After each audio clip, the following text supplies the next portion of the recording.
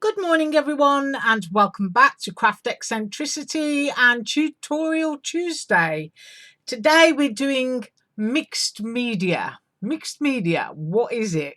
A lot of people seem to think it's a style. No, it's not. Mixed media is about the different medias that you use. If you're combining glitter with sequins, with ribbon, with a little bit of alcohol ink marker or watercolor, you've already created mixed media. So the idea that it's a particular style is totally wrong. So let's do some mixed media today that I hope is affordable and that you will have in your stash. And if you want to, please do play along. So we're going to use a Dollar Tree picture. This is one of their square frames. I think I actually measured this on my little Dollar Tree haul and it's something like 8 inches or something inside there, and then with the frame added it makes it 8 1/4. But this is the surface that we're going to work on, so I'm using one of those and I'm going to obviously pull the circle off that. This one hasn't been unwrapped yet, so we're going to use a Dollar Tree frame. We're going to use some white gesso. Now, you don't have to use gesso if you don't have any. A couple or 3 coats of chalk paint will do. A brayer, and if you don't have a brayer, use a brush.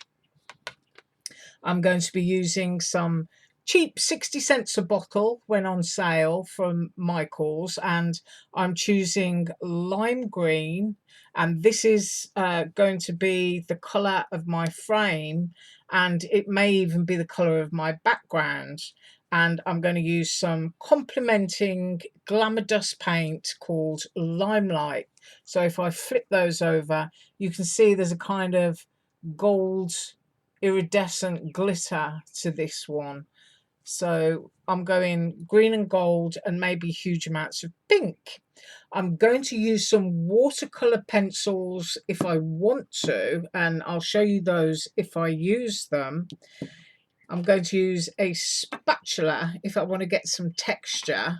I'm going to use a Dollar Tree brush, and I'm going to use 3 of those chalk writer pens from Dollar Tree, which I showed you in that haul as well, which to me have absolutely nothing to do with chalk because they're like windy up lipsticks. You know, they're really creamy smooth, almost like furniture wax.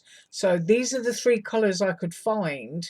So I'm going to be using those. Remember, we're doing all this on a budget. And then I'm going to be using flower dyes from my stash and butterflies if I want to, and birds and feathers and stuff if I want to. So anything that's in your stash, anything that you've got from Dollar Tree that's on your desk, you should be able to do this. And also I'm using a leaf embossing folder, which is Aliexpress. Now, the first thing that I want to do is pull apart one of my picture frames and come back and show you what I did to that. Okay, so I decided in my stash to use the odd one that I got, which has got, it's right, it's very bright and sunny here today, so I'm trying to get clear pictures, but it's got a bit of a loopy, wavy frame on it. Now, the plexiglass section, which has already got my fingerprints on it, is sealed in there with cardboard strips. So I'm going to leave that. And this is what came out of mine. I pulled off the disc, which I could certainly use on a card or something. And this is what you get left with. It kind of like ripped a bit because it's, oops, it's got lots of sticky tape holding that circle on. But I carefully peeled it off and just ripped it slightly, and there's still a little bit of yuck there. But anyway, what I intend to do with this is I'm going to put a layer of gesso onto it and let it dry. And I'm going to paint, I'll just flip it over, my picture frame lime green with a couple of coats, and then I'm going to put a couple of coats of glamour dust onto the frame, and I will be right back. So my gesso and my picture frame that I'm painting lime green is often drying, and while I was doing that I managed to remove the foam so that I could drop out that piece of, it almost feels like glass. Now this is an old stamping platform and I've just about got it under here so that it will fit, and I'm going to put this in here, and because I've been able to get it out, it means I can do some reverse painting. So I'm using an Aliexpress stamp set here, which is this one, and although it will layer up colours, I don't want anything sort of like solid going behind here because I want to be able to use my paint or inks. So I want to use the birds and I want to use the branch, and I'm going to use Stays On to do this because it's permanent. And the first thing that I'm going to do is kind of like decide on my composition, and I think that having my birdie branch sort of like coming out here is going to be about right for me. So I'm just going to close the platform and grab that stamp. And of course, one of the good things about stamp platforms is that you can now stamp onto shiny surfaces without worrying about getting everything blurred. Now I may have to do this a couple of times because I've gone and picked up my old Stays On pad, which I haven't re-inked, which is very naughty. And with the kind of weather we get here, you do really need to keep your pads inked. But if you can see that there, I've actually stamped onto the, I'm going to call it plastic, but it could be glass, very thin glass. And I'm just going to do that again. I mean, it doesn't bother me if it's seriously dark and rich, because what I'm hoping is that it's going to cast a shadow onto the board area that we put back into the frame. There it is. It's a lot darker now, and I'm going to take that one off and I'm going to choose this bird, and I'm going to sort of like, I don't know, perch it about there. Now because the Stays On is still wet from the branch, it could smudge it, but it's okay because the bird's legs are now going to sit within that smudge. So I may have to do this one twice, so I'm squishing as hard as I can. I'm going to have to go off and find my other Stays On pad, I think, and we'll put that birdie down, which is, whoops, sticking to the plastic. Isn't that great? Oh no, actually that's not so great because we need it to lift up. Let's see if we can. No, I might have to get this up by hand, so I just want to make sure I've got a good impression before I do that. So that was not so clever.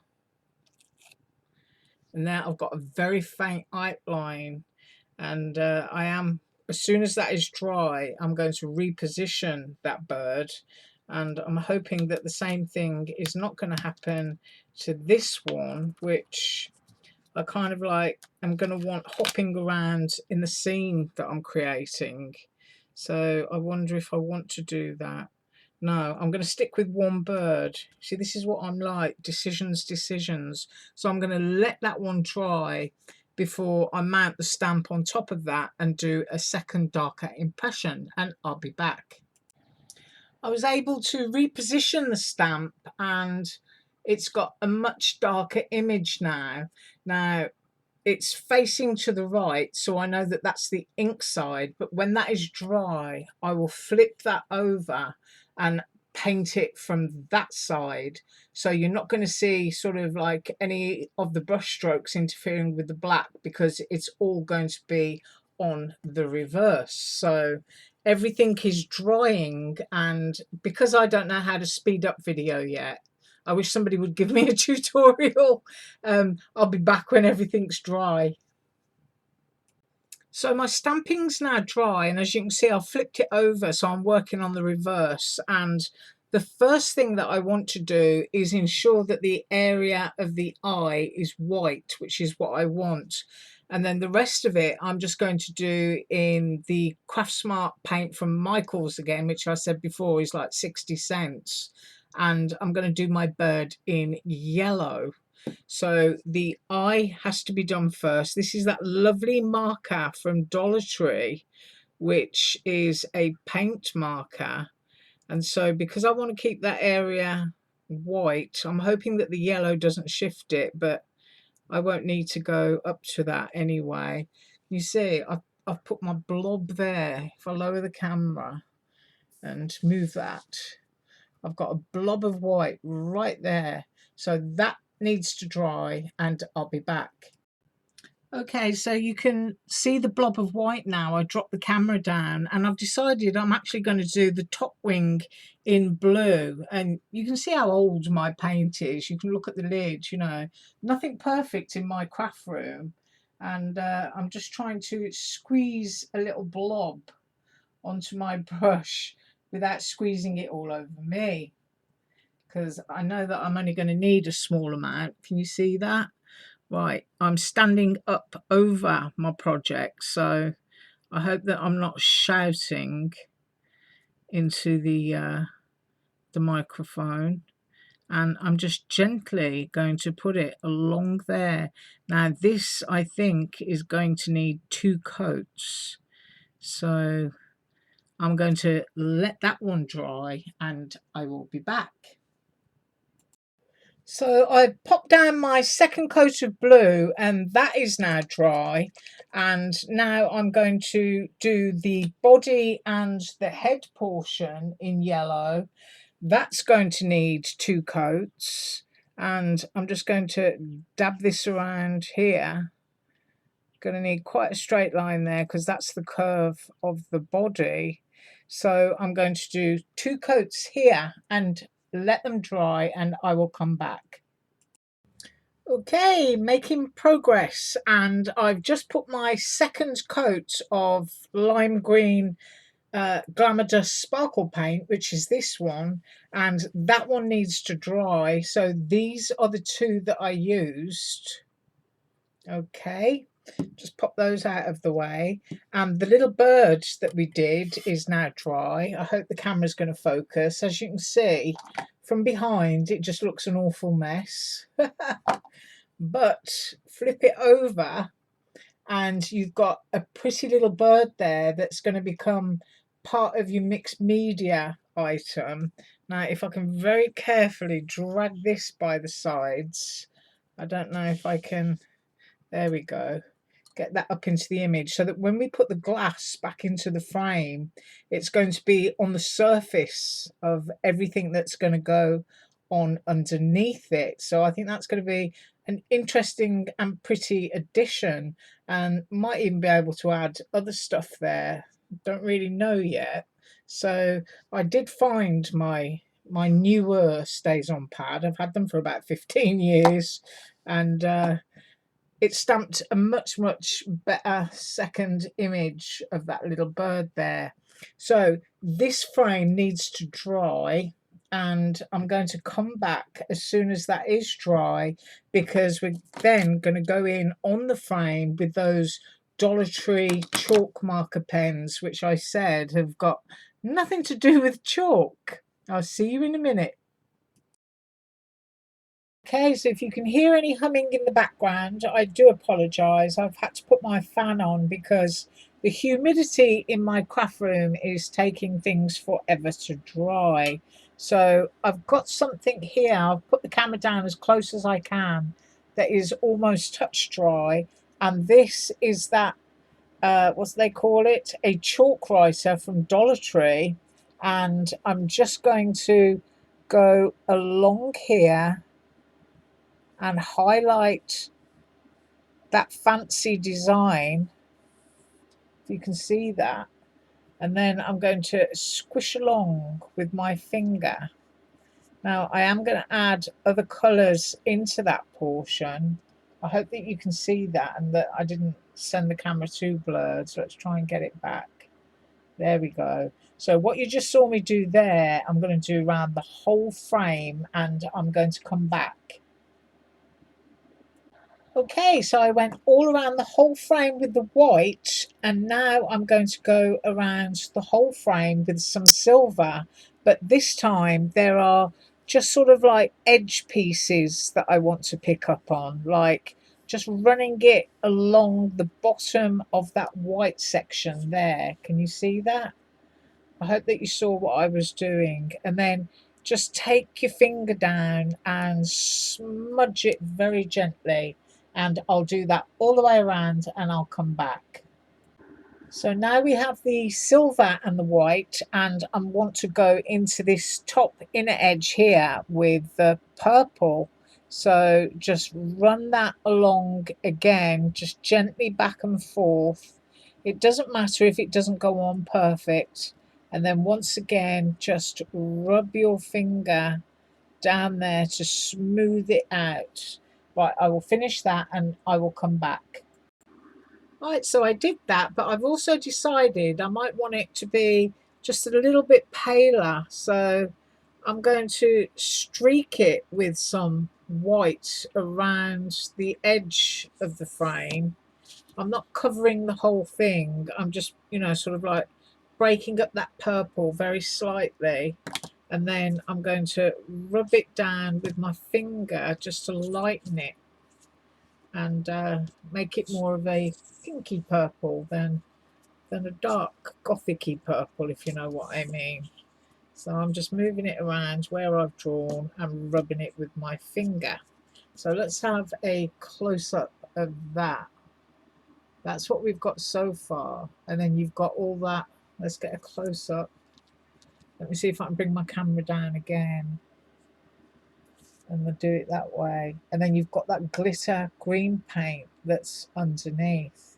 Now, me personally, I quite like that. And then if I bring my other piece in that we've finished, there's the little birdie that's going to sit within that frame on top of everything else.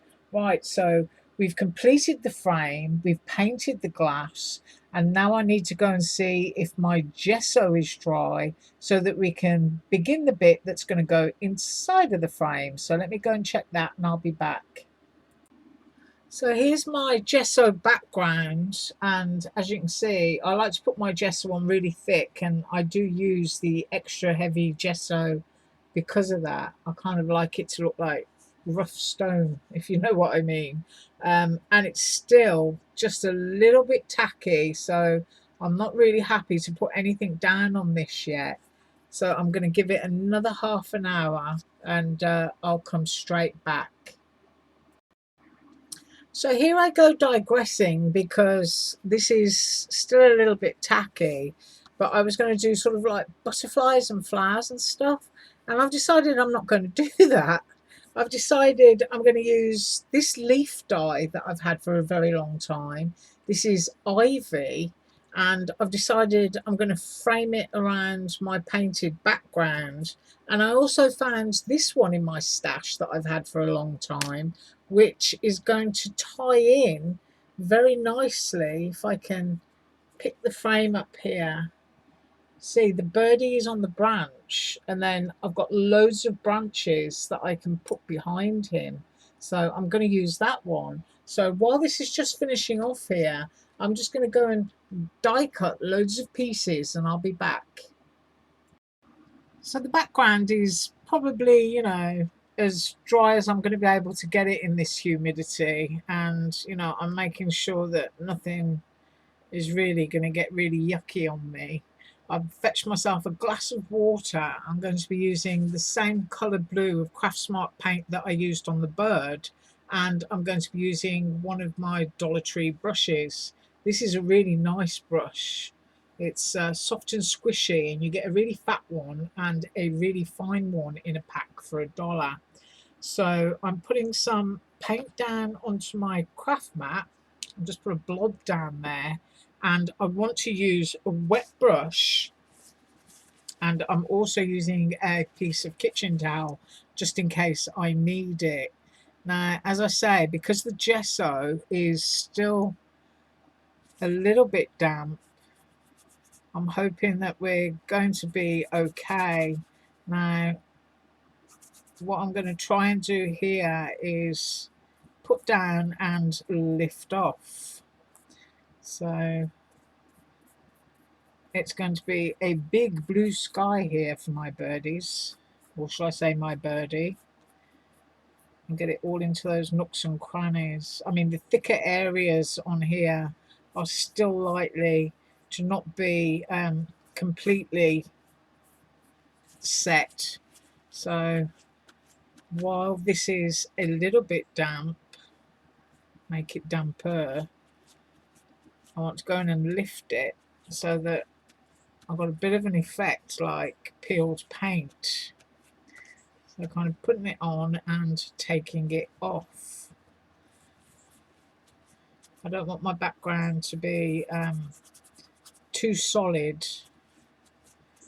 because somewhere along there you kind of like, you've got the white of the sky, and everything I do is always a suggestion of. It's not naturalistic at all. And as I said earlier, when I first started this, I think I've been on and off here now for about 2 hours filming it. Mixed media isn't about a style, it's about your style, and it's about using different medias. And this is basically my style. So I'm never perfect about anything. I just get it on, take it off if I want to, and I might even use a little bit more paint on here. I'm not really sure yet. Don't know if you can get a true image of anything with the amount of light. It's a lovely bright day today, so I'm actually going to put down some more paint onto my already damp brush and put that on and sort of like scumble it off with my paper towel. Sorry if I'm going quiet. I get all engrossed in what I'm doing. There, that's quite nice. I like it when you sort of get the indentations from the kitchen towel as well. It's a great tool for using to get a distressed effect. And I'm going to spin that around. And if I can give you a close-up, you can see, look at all that. Isn't that lovely? I love that. I mean, there's a bit there that I'm not particularly fond of, so I'm probably just going to waggle around and fade that out a bit, and then squish it with my kitchen towel. You see, there's nothing absolutely arty about this. It's all about having fun. It's good for the soul. It's great therapy to be able to just do something like this and absolutely not care what anybody else thinks. I think that is probably for me one of the greatest things about crafting, is that I just don't care what anybody thinks, because when you're making stuff, it's not about anybody else, unless of course you're making for somebody else.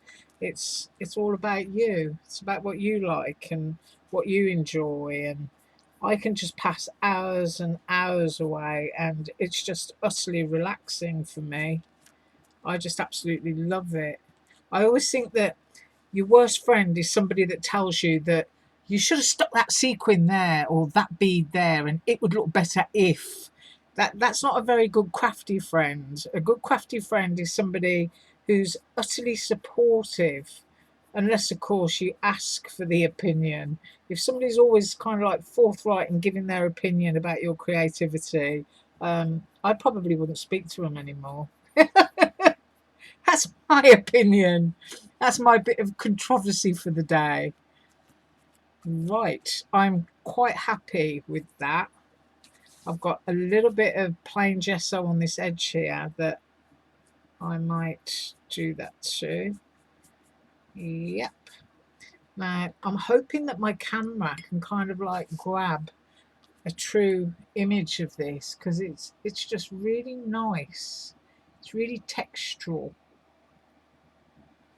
And that dye that I was going to use, the ivy dye, I changed my mind and I've used a different ivy dye, which I'm going to show you now. But this needs to dry, and then I'll be back to do all of this stuff. So I have decided that before I glue my die cut stand and colour those, that I want to do some stamping. So I've just grabbed one of my favourite Aliexpress pattern stamps here. I've got my, whoops, take the lid off it, my Better Inked Up Stays On pad, and I'm just going to dab,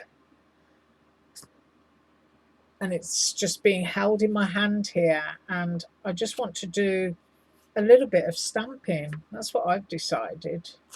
So I'm just going to stick bits where I like them and where I want them, and I might move that stamp around so that I'm getting different shapes and patterns no matter where I go. So I've got that bit there, and I may use one of the other pattern stamps, and I'm wondering if I should also put some colour in. So what I'm going to do is I'm going to continue with my stamping around here, and I'll be back. So I've stamped around in some random areas, and I just wanted to test to see if I could go in with my Touch 5 marker, and I can. So I just want to do some random places of yellow, not all over, just a few, so that I'm introducing just a little bit of colour into the background. So I'm just picking out a few bits and parts, probably of one particular stamp here, and this is almost like a coral type squiggle in this stamp. It's quite pretty, and I'm just going to finish doing a few of those, and I'll come straight back. So these are my die cuts. Those are the little branch pieces, and they're going to be glued in this area here. And then those two ivy strips I'm going to put there. So I'm just going to be using Dollar Tree glue, gluing them down, and I will be back. So I've got those all glued down where I want them, and I'm going to go in with this Dollar Tree chalk marker again and just go over some areas and smudge them with my finger. And I think I'm going to go all over this branch region here just to see what kind of effect that will create by sort of like pushing it back into the background, if you know what I mean, so that it's kind of texture within the same colour. I actually do like these chalk writer pens. They remind me of my favourite Crayola portfolio pens. So you can just go in and you can smudge and smear, and that's, you know, the kind of effect that I was looking for. So I'm now going to do what I just did here, and I'm going to do it to the ivy, and I'll come straight back. So being brave, I'm now going to go in with the silver coloured chalk writer from Dollar Tree, and I'm going to try and just do a few areas underneath those branches, not all, and let's see what happens there. It's kind of like blending in better to the background, just going into those gaps. There, that's nice. I think I might do a bit heavier here. So I'm going to carry on playing with this silver one, and I'll be back.